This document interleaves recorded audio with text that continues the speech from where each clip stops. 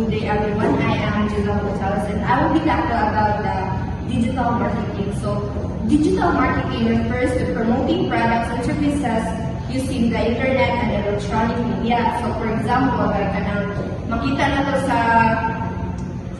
social media, like TikTok, Instagram, or Facebook promotions, na siya. Then, we all know man na daghan na jud na use sa internet para which makes communication marketing faster and more effective. So more to siya din. In the tourism industry, digital marketing helps to promote destinations, hotels, and travel services online through websites, social media, and travel platforms. Business can reach more tourists from different countries. So, kabaw man taron nga, for example, like sa Bohol, Chocolate Hills, and other destinations kay nag-use naman ta ng internet for sa marketing. Like, nag-use na kay drone, i-post na siya sa social media para makita din sa mga tao. And last is, because of the widespread of the internet, business should not ignore the digital marketing. Instead, they should use the different digital marketing tools together, such as social media, company websites, and travel websites to create an effective digital marketing campaign. And that's all. So, good afternoon everyone. Good afternoon sir. I'm John Jerry Grada and I will be discussing about the social media. So, social media refers to internet-based application and websites that enable users to create, share content, and participate in social networking. So, ang social media ay makatabang niya sa atuwa karon. So, karong generation kay kita sa tao mga tao karon kay lead na to, kay buntag na to nang murag na sa atong life bitaw kanang daily use na to. Then important siya if you have a business or whatsoever para mga ipang-post nimo. Then kay kanang social media like Facebook, TikTok, and Instagram, dili ka maka-post sa imong mga product if you have a business nga kuan siya. Then facilitate interactive communication, allowing users to build virtual communities, share information, and exchange media like videos and photos. So kato as I said nga social media is important sa karon nato nga generation kay pwede na ta maka-post, maka-share video if namin kinahanglan. Then ano siya? Good day everyone, I am Rola Juliana and I'll be the one to tackle about the social media content. So, social media content includes blogging, microblogs, photo sharing, video sharing, and last the location-based social networks. So first, blogging. So blogging is ang mga tao sa blogging kay maka-express ka sa mga thoughts through online like Facebook, niya maka-post ka dito kung sa iyong ganahan sa i-post sa Facebook ng mga positive or negative o sa man kay halos di ang karoon kay kanang into social media na jud niya mga tao kay mga comments ad. And the next one is microblogs. So microblogs is maka-share ka sa mga updates, links, and mga short na content na ma-share mo sa mga kuan, mga friends, or insight na ma-share like sa mga Twitter, yung mga tao ko kayo comment. And the next one is the photo sharing. So, photo sharing kay apil ko siya sa social media content kay halos sa mga tao ko doon kay halos sa mga tao ko doon kay kuan na dyan yung mag-share sa ilang mga photo through online like Instagram, Facebook.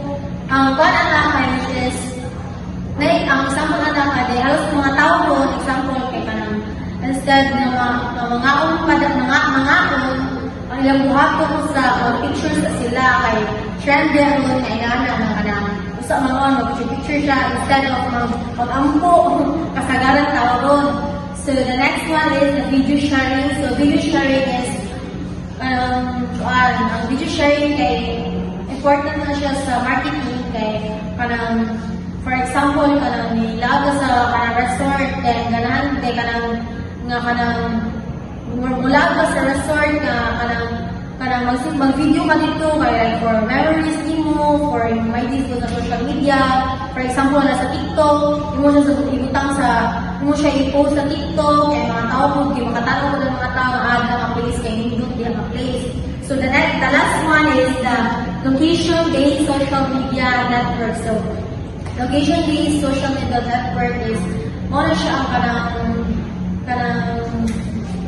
importante ko na ang generation kay kanang like for example ang Google Map. Kaya ang Google Map importante ko na siya sa kanang content kay ang uban bilang tao mo kay kanang dili jud dito sa mga place. So instead of kanang magpanguta-punta na po sila, mag-use sila o Google Map kay kanang useful po siya. Sa Facebook po, if mag-send ka o asa ang location, masend sa din mo sa mga friends, mga family, and fans. So kanina mga social media content kay importante din siya kay maka-receive ka ng mga negative and positive feedback sa mga tao yan sa true marketing side kay useful din siya po kay kanang mga tao kay instead of magbuwan pa sila linaw sa mga tao mag-post sila mag-share, mag-video share that's all. Thank you. Good day everyone, I will topic the social media networking SNS ethics. SNS is a crucial topic with the rise of social media. It's essential to consider the ethical implications of our online actions. There are some key aspects, and there are the transparency, privacy, authenticity, respect, and accountability. So, transparency ay need ginanimo nga honest ka sa ug unsa ka dayon ug unsa imong mapakita maor gina siya. And then privacy kay mo respect ka sa others privacy and handle their data responsibility. And authenticity mo share ka genuine content and avoid spreading misinformation. Then sa respect kay test others with kindness and respect even when disagreeing. Then sa accountability is take responsibility for your online actions and words. And there are some potentials of the SNS ethics challenges includes cyberbullying and misinformation and disinformation, data breaches and privacy concerns, and online echo chambers and polarizations. Dili man jud nato diya malikayan sa kining may ana sa online kay dili man tanang tawo nga kining mas tayo mo na to. Good afternoon everyone, my name is Jimmer Escalante and we talk about mobile phone and SNS growth. The rise of mobile phone helped SNS growth and from television to computer. The most viewed until it was overtaken with the computer sa una, TV sa una. Nahimo siya computer, hanto nahimo siya o ganti nga laptop. However, gikuha na lang siya sa mobile phone. Moto na hantod karon ang very gamit sa tanan ang mobile phone. Moto gamit kasi ang mobile phone karon sa pag-grow sa social network site. Kay dito naman mo kuwatan sa cellphone, hindi na siya mo kuwan sa computer or sa kuwan ba ron, sa TV ba ron, kay na mobile phone. Good afternoon everyone, I am Marie Influencer on. I will tackle about the internet and the World Wide Web. So first we have the internet. So what's about the internet? So everyone, the internet is a global network that connects computers and other devices around the world. This allows us people to communicate, share information, and also do business online. So over time,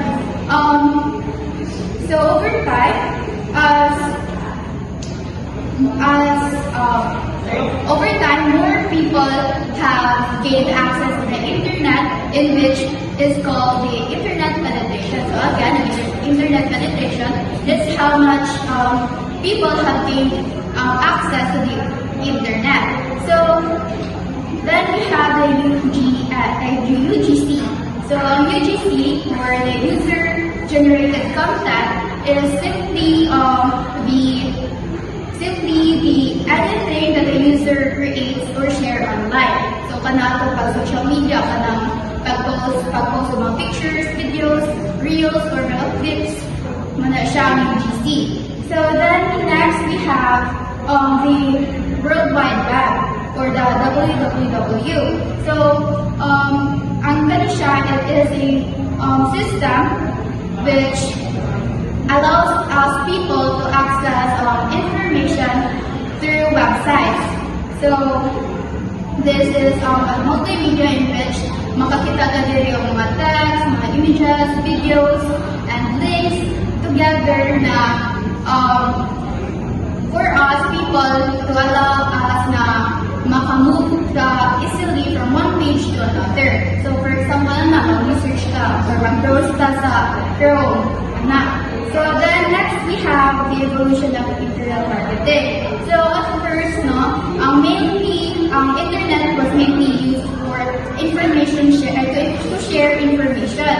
But as time passes and as technology improves, most businesses or companies uses online or the internet to sell or promote their products. So then next, lastly, we have the OTA. So OTA is a website or a platform used to customers na pwede sila maka-plan or book mga trips or mga pa-reserve o mga travel services such as accommodation, transportation sa hotels or airlines, or so on and so forth. So sa online travel agency, they act as the intermediary between the customers and the establishment kung kinsay na sell na product or services. So example na naliya kaya mga Travelocity, Booking.com, and so on and so forth. So maka-help niya siya sa customers to make better decision kung unsay lang ang i-available product, since maka-compare sila sa prices sa i-available product, and also maka-check sila sa availability sa unsay mga available na certain establishments and the services na i-provide, and lastly maka-consult sila of reviews from past customers na kung wala na make sila a better decision kung unsay lang i-avail na product. So that's all. Thank you. Good day, everyone. I am Lovely Picker, and I will be discussing about the limitation of internet. So the limitation of internet has 7. So although the internet is very helpful and widely used, it still has several disadvantages. First is the digital divide. Not everyone has access to the internet because some people cannot afford the devices or stable connection. So dili na maka-access sa internet kay mostly of nasa province kay wala sila stable connection at all. That means information is not equally available to all. So second is the information overload. The internet contains a huge amount of data, and sometimes it becomes difficult to find accurate and useful information. So listen mo ito useful information sa internet because it's huge. It's a huge one. So mag-mix up together ang mga information. Next is the speed and computation. Information spread very fast online. So as for businesses, if dili sila mo keep up basi mawala nila ang mga like customers na or dili sila mag-online. So that means one, it allows customers to compete with those who are online. Next is that another limitation is the security concerns. Many people worry about their personal information and be stolen or misused, like mag-online ka, like imong ibutan nila yung full information like your address, your name, so worry nila mo ganyan. Kasi misuse ilang information, especially when mag-online, mag-shopping online ka, so imo man na i-tell out yung mga information, diba? So mag-worry ka, kasi mas-stolen or mas misuse. Related to this is the trustworthiness because some users hesitate to make online payments due to fear of scam. So, karon sa daghan sa fear of scam, so muna ang upan kay mo kanang like dili sila kayo mo trust sa mga online sila kay daghan kay scams. So, the free and the credibility of information. Since anyone can post content, it'd be hard to tell what's true and what's fake. So, daghan na kayo ng like misinformation sa internet. So, dapat mag-kuhan ka o kung saan po asa ka mag-post dito kaya daghan kayo fake sa internet. And lastly, there are copyright and plagiarism issues where some people copy others' work and make them their own, which is unfair and illegal. So, lastly, while the internet is powerful and useful, we must be aware of its limitation and we can use it safely, wisely, and responsibly. Thank you. Hello, so good day. I am Janine and I'll be going to discuss the advantages of using the internet. So there are 5 advantages in the module, and these are first is global market reach, 24/7 availability, multimedia features, and lower cost, and lastly is the interactivity. So first is global market reach. So sa global market reach is it allows the businesses to reach the customer all over the world. Like for example, nice small clothing store sa China, and then nice sa resident sa Philippines nga ganahan mo buy ana specific shop na naa din sa China. So pwede siya maka-purchase or avail sa kanang product through order shop through online, like sa mga online shops or website. And then the second one is 24/7 availability. So in 24/7 availability is available rin siya 24 hours and 7 days a week. So it means bisan pa, like for example, ganahan ka mo-order of shoes at 11 p.m. And then mostly sa mga stores sana is closed naman dyan since midnight na siya pa daw. So pwede rin ka maka-purchase or maka-add to cart sa mga online shopping app 24/7 kaya dili man na sila mag-close. So pwede rin kayo ka maka-purchase. The third one is multimedia features. So sa multimedia features is magatabang siya to lessen the cost sa businesses since pwede ka maka-post of pictures, videos to promote your business. So, connect niya siya sa ika-fourth na advantage which is lower cost. So, sa lower cost, makalas na siya sa bayronon or magagastos sa businesses since kanang i-post naman lang mo ang videos or pictures sa mga product instead of printing, brochures, magpa-billboard, mahal pa kayo na siya. So, makalas siya, kaya pwede na mo siya, makita na siya dahil sa mga customers by posting it online. And the fifth one is interactivity. So, in interactivity is, it allows communication with the customers and the businesses.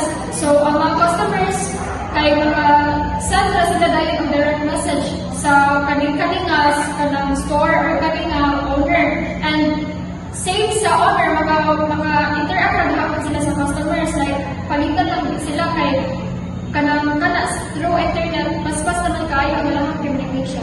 That's all. Good day, my name is Army and Francisco, and the next topic is about marketing on the internet. With so many information uploaded on the internet, finding the real information yung mag-usage sa pangitaon and attracting customers can become a challenging task since kaya competitors sa nimo kay nasa sa ilaha strong online presence and using the web for distribution and promotional for their hospitality products can be done by any of these strategies. Number one is through their chains or consortiums. Most major hotels and restaurant chains maintain a website for both promotional and booking purposes. These entities maintain a centralized digital presence, typically a sophisticated website that serves as a primary hub for all of their naa silang ilang branch or ilang company. Like for example, Mega World Hotel, Resorts and Hotel, naaslay na-manage sila o 13 o 20 na mga branches or mga establishment. And instead of magamit sila og each ng website for kada usa nila nga branch, isato ka na kay para sayon magamit sa ilang mga customers, niya maka-explore sad sila sa mga amenities, mga showcase ana nga company silang ganahan o mga napasya mga loyalty rewards pa. The next is by setting up their own site. Independent tourism operators can set up their own website that features their products, services, rates that potential customers can access at their convenience. Independent tourism operators such as boutique hotels, local tour operators, and unique restaurants or private villas kay maghimo sila website na para ilang direct representation silang specify na product, service, and brand.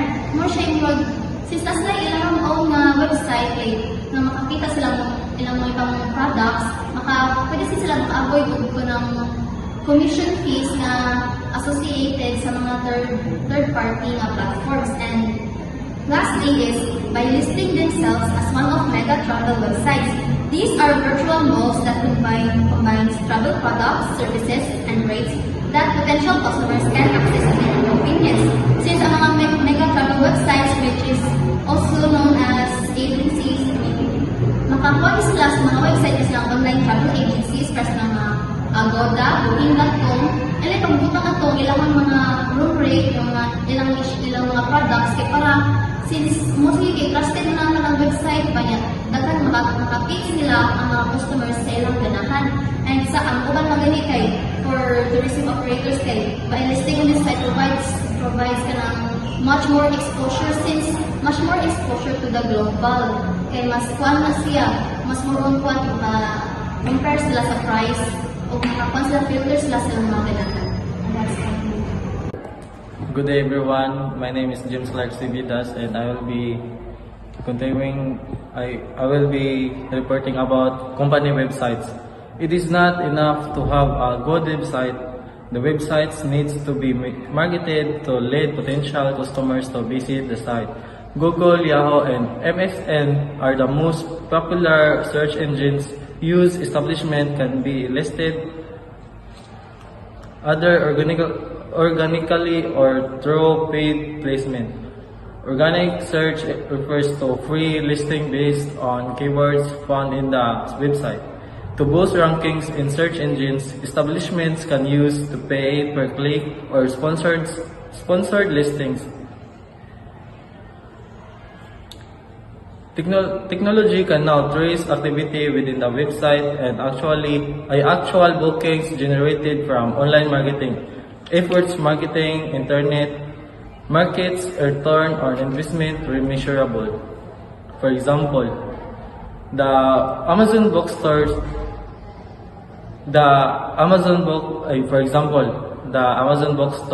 monitors actions sa ilang mga users and assesses their preferences and behaviors based sa ilang gipang search and purchase sa website.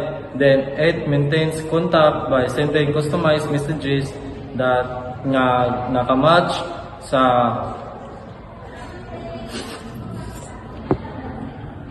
nakamatch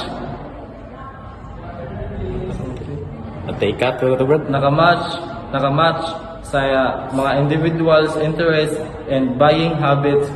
Then ila po di-provide or gi-suggest ang mga product sa ilang mga personal homepage sa ilang mga users.